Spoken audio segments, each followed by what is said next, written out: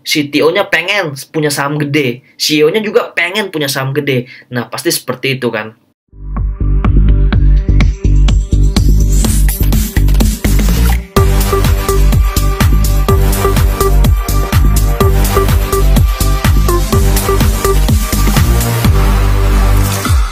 Halo bro and sis, kembali lagi bersama saya Christian Toriantara, ex-CEO Terasmart.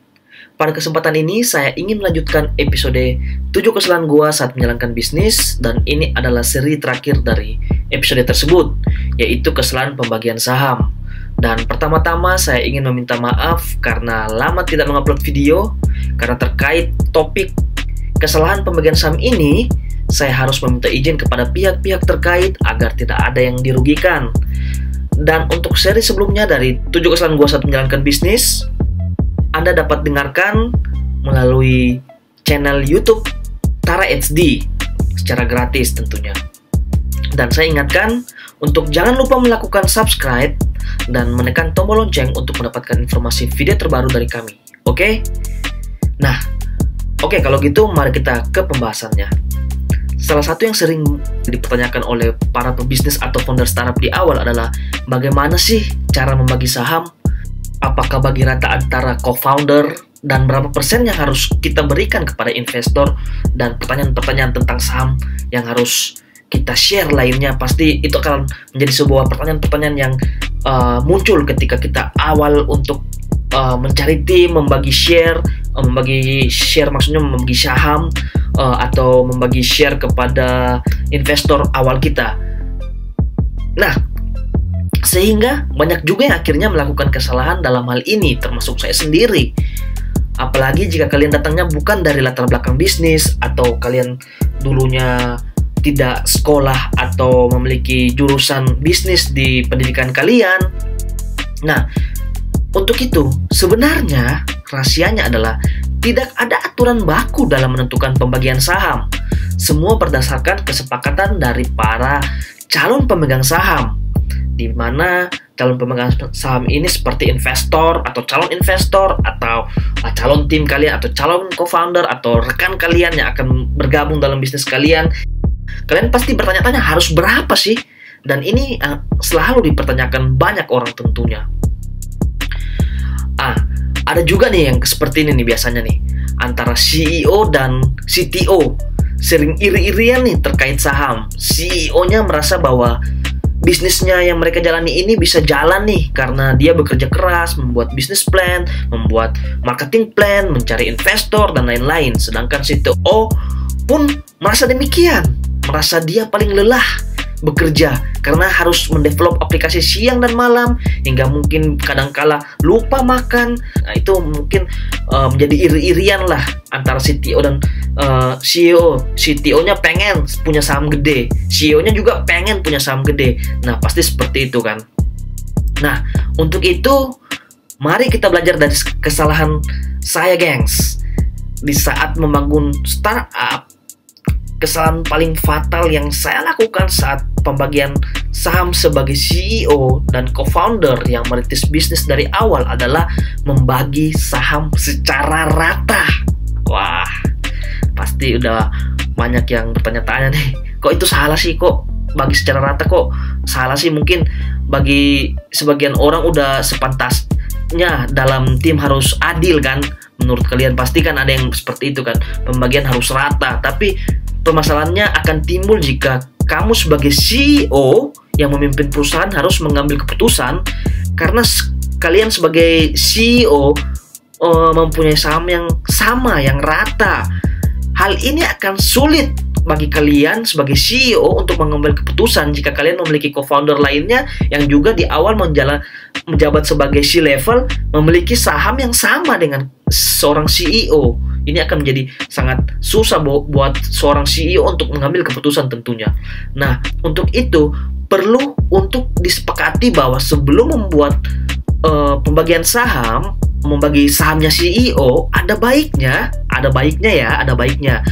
CEO ini memiliki saham lebih besar dari yang lainnya, agar sang CEO bisa memimpin dan memiliki suara lebih banyak dalam mengambil keputusan dalam startup kalian atau bisnis kalian tentunya. Karena CEO lah yang akan bertanggung jawab penuh dengan kondisi dan masa depan startup kalian. Pasti kan seperti itu kan? Nah, tapi semuanya tentunya harus ada kontraknya.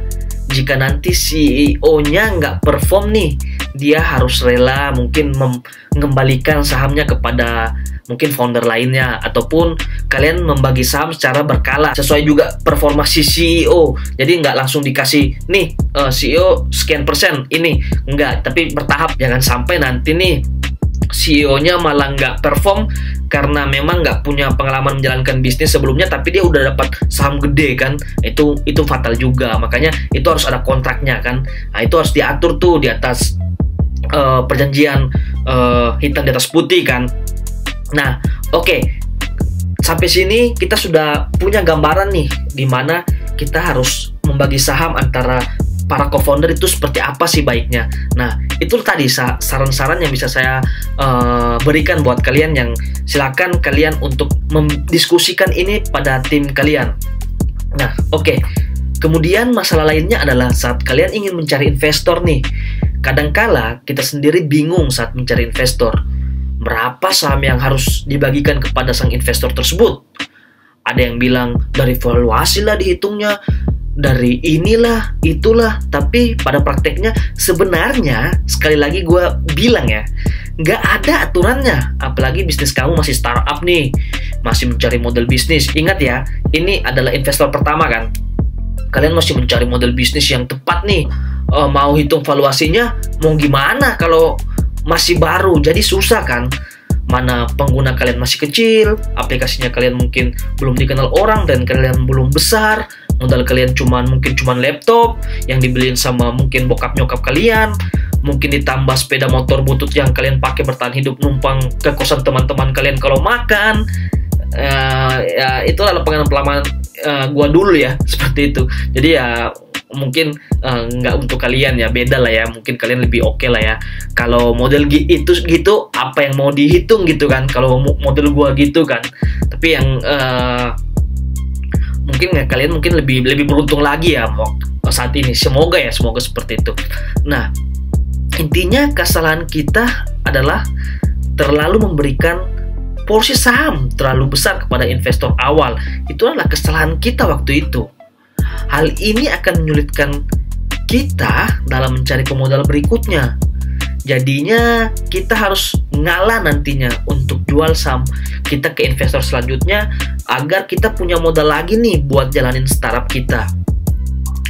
Tapi ngomong-ngomong, itu banyak terjadi kok di banyak startup. Makanya jangan heran kalau pendiri startup punya saham itu kurang dari 0, sekian persen lah, karena di awal mereka memang kasih saham terlalu gede ke investor, dan itu kita juga lakukan. Itu bisa jadi kesalahan juga ya buat kita sebenarnya.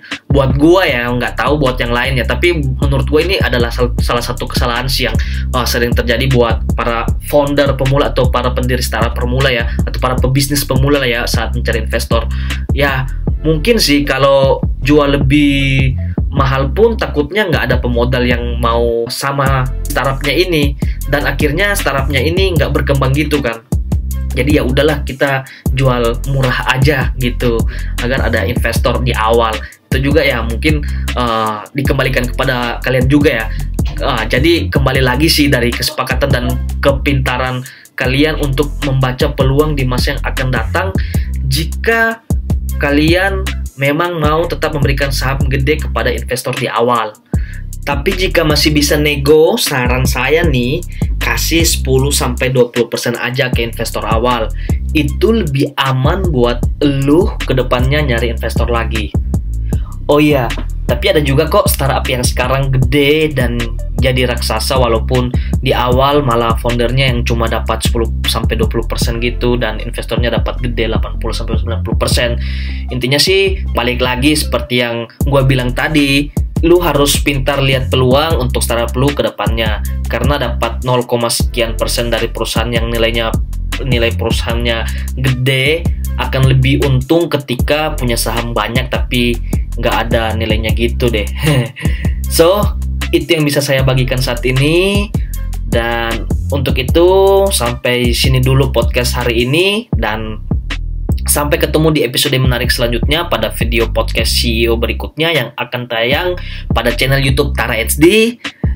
Makanya jangan lupa untuk share episode ini jika kalian rasa dapat bermanfaat buat teman-teman kalian yang ingin membangun startup. Dan sekali lagi gue ingatkan, pastikan kalian sudah mensubscribe channel ini agar kalian dapat mengikuti episode terbaru kami selanjutnya.